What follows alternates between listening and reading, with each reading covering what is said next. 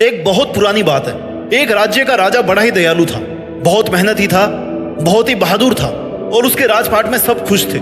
एक बार एक संत उसके राज्य में आए, उसके महल में आए, उसकी बैठक में आए और उसको बहुत अच्छा ज्ञान दिया राजा को। और राजा से बातें करने लगे, उसके राजपाट के बारे में पूछने लगे। संत का बहुत ही आदर सत्कार किया गया और जब संत जाने लगे तब राजा ने पूछा कि ऐसी कोई सलाह दो जिससे मेरा राज्य और भी अच्छा हो जाए, या जिसको मैं अगर फॉलो करूं तो जैसा मेरा राज्य चल रहा है ना आगे भी वैसे ही चलता रहे। तो उस संत ने कहा कि एक बात याद रखना, जितने अच्छे बनोगे ना उतने ज्यादा दुखी रहोगे।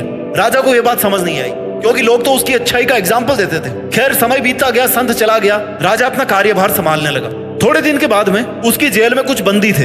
एक दिन जब वो अपनी जेल का दौरा कर रहा था तब उसने सोचा कि ये भी तो बेचारे इंसान ही है ना, जिनको मैंने कैदी बना रखा है, ये भी तो बेचारे इंसान ही है ना, क्यों मैं इनकी जिंदगी बर्बाद कर रहा हूँ, क्यों मैं इनको आजाद नहीं कर देता हूँ। और ऐसा सोच करके उसने सबके सब कैदियों को आजाद कर दिया। कैदियों को और क्या चाहिए था, वो सबके सब क्रिमिनल थे, लेकिन राजा के अच्छेपन की वजह से सबके सब जेल से बाहर आ गए। और समय फिर कैसा बदला आपको बताने की जरूरत नहीं है। फिर से वही चीजें फैल गई उस राज्य में जो बहुत पहले हुआ करती थी, जहां से लेकर के राज्य आज जिस लेवल पे पहुंचा था ना उस लेवल से वापस डाउन जाने लगा। क्यों? क्योंकि क्राइम बढ़ गए, चोरी बढ़ने लगी, मारपीट बढ़ने लगी, गुंडागर्दी बढ़ने लगी। कुछ समय आने के बाद में, कुछ महीनों के बाद में राजा दुखी हो गया, उसको अपनी गलती का पछतावा हुआ। वो संत फिर से उस राज्य में आए, बोले कि राजा मैंने बोला था ना कि जितना अच्छे बनोगे उतना बुरा तुम्हारे साथ होगा, और तुम्हारे अच्छेपन की वजह से केवल तुम्हारे साथ ही नहीं बल्कि पूरे राज्य के साथ बुरा हो रहा है। राजा को अपनी गलती का एहसास हुआ और उसने प्रण लिया कि मैं इन सभी कैदियों को वापस पकड़ के लाऊंगा और कैद में डालूंगा। और बड़ी मेहनत से, बड़ी बहादुरी से उसने इन सभी क्रिमिनल्स को पकड़ के वापस जेल में डाला। वापस अच्छे दिन आने शुरू हो गए। अच्छा बनो, लेकिन इस लेवल के अच्छे मत बनो कि आपके साथ में हमेशा बुरा हो जाए, जैसा उस राजा के साथ हुआ, जैसा उस राज्य के साथ हुआ। अच्छा बनना उतने तक ही ठीक है जहां तक आपका नुकसान नहीं हो, किसी इंसान का नुकसान नहीं हो, किसी समाज का नुकसान नहीं हो, अपने देश का नुकसान नहीं हो। अच्छा बनना वहीं तक आवश्यक है। अगर आपके ज्यादा अच्छा बनने से किसी का नुकसान हो रहा है, किसी मासूम का नुकसान हो रहा है, आपका अपना नुकसान हो रहा है, अपने सपनों का नुकसान हो रहा है, तो ऐसा अच्छा बनने का कोई फायदा नहीं है। जितने ज्यादा जरूरत से ज्यादा आप अच्छे बनोगे ना उतने ज्यादा दुखी रहोगे। अब इसका मतलब क्या है? बुरे बन जाओ। सीधा सा आंसर तो यही निकलता है, कंक्लूजन तो यही निकलता है कहानी से कि अच्छे मत बनो तो क्या बनो, फिर बुरे बनेंगे। माय डियर, बुरा बनने के बहुत सारे मीनिंग होते हैं। आपको अपने लिए बुरा बनना है। अपने लिए कैसे बुरा बनना है? आपको कुछ बातें मैं आपको यहाँ पे बताने वाला हूँ कि अपनी सीमाओं का ज्ञान करें, कहां तक आपकी लिमिट है। एक हद से ज्यादा लोगों को एक्सेस मत दें अपनी लाइफ में। बुरा बनने का मतलब ये नहीं कि आप किसी को जाकर के थप्पड़ मार दो।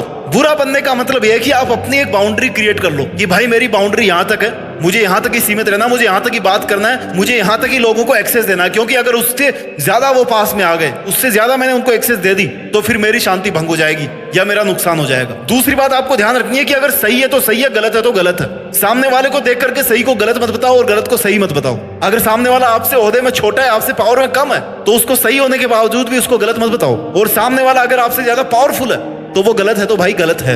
आपको अपने एथिक्स के साथ में, अपनी कोर वैल्यूज के साथ में कॉम्प्रोमाइज नहीं करना चाहिए। अगर सामने वाले को खुश रखने के लिए आप अपनी कोर वैल्यूज से कॉम्प्रोमाइज कर रहे हो ना तो आपके साथ में बुरा होने वाला है। उसके सामने अच्छा बने रहने से आपका कोई फायदा नहीं होने वाला। आपको ये समझना पड़ेगा कि आपको किसी का सहारा लेने की आवश्यकता नहीं है, आप अकेले काफी हो। लोग क्या करते हैं ना, उनकी जिंदगी में थोड़ी सी तकलीफ आई तो वो दूसरे लोगों के द्वारा मेंटल सपोर्ट लेने की कोशिश करते हैं, इमोशनल सपोर्ट लेने की कोशिश करते हैं। अच्छी बात है, इंसान हो, हक है, ऑप्शन है, लो सपोर्ट। आपको लग रहा है कि आप उससे जल्दी ठीक हो जाओगे, लेकिन यहां पर एक सबसे बड़ा नुकसान क्या हो जाता है, लोगों को आपकी कमियों के बारे में पता पड़ता है, आपकी लाइफ के बारे में पता पड़ता है। आप जितनी उनसे सिंपैथी ले रहे हो ना वो आप पर एहसान कर रहे हैं, आप उनका एहसान ले रहे हो। मेरा यकीन मानो, आप अकेले अपने लिए मोर देन सफिशिएंट हो। ऐसा कोई काम नहीं, ऐसी कोई मुसीबत नहीं जिससे आप नहीं निपट सको। आप अकेले इस पूरी दुनिया से बेहतर हो, क्योंकि आपको खुद के अलावा कोई ऐसा बंदा नहीं इस दुनिया में जो आपसे खुद से ज्यादा जानता हो, आपको अपने आप को समझता हो, आपकी फीलिंग्स को समझता हो, आपके गोल्स को समझता हो, आपकी पावर्स को, आपके पॉजिटिव्स को, आपके नेगेटिव्स को, आपकी लाइफ के बारे में सब कुछ जो जानता हो। आपके अलावा और कोई दूसरा बंदा नहीं हो सकता, क्योंकि आप खुद अपने पास में सबसे ज्यादा करीब हो। आपको अपनी प्राइवेसी मेंटेन करनी पड़ेगी। जितने अच्छे बनोगे, जितना अच्छा बनने के लिए लोगों के सामने अपने दुखों को गाओगे कि यार देखो उसने मेरा ऐसा कर दिया, देखो मेरी लाइफ में ऐसा चल रहा है, देखो मैं कितना अच्छा हूं, मैं तो तुम्हें सब कुछ बता रहा हूं। माय डियर, बिलीव मी, उतना ज्यादा आप दुखी रहोगे, क्योंकि चीजें बदलती है, लोग बदल जाते हैं, उनकी प्रायोरिटीज बदल जाती है, उनके मकसद बदल जाते हैं, उनके रीजंस बदल जाते हैं आपसे बात करने के, आपसे मिलने के।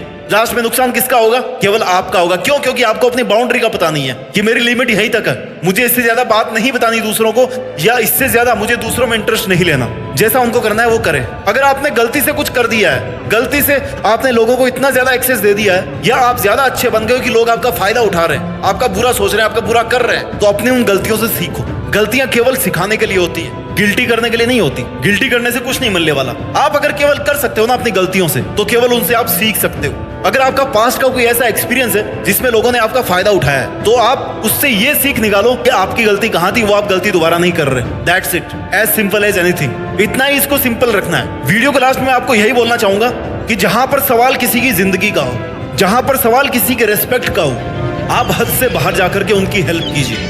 लेकिन जहां पर आपको लग रहा है कि केवल और केवल मेरा फायदा उठाया जा रहा है, केवल और केवल मैं किसी का स्वार्थ की बलि चढ़ रहा हूं, वहां से अपने कदम वापस पीछे हटा लीजिए, क्योंकि सबसे बड़े इंसान आप ही होंगे जिसका सबसे ज्यादा नुकसान होगा।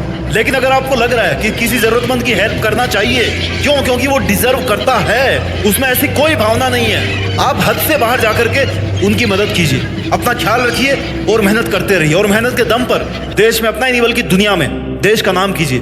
जय हिंद, वंदे मातरम।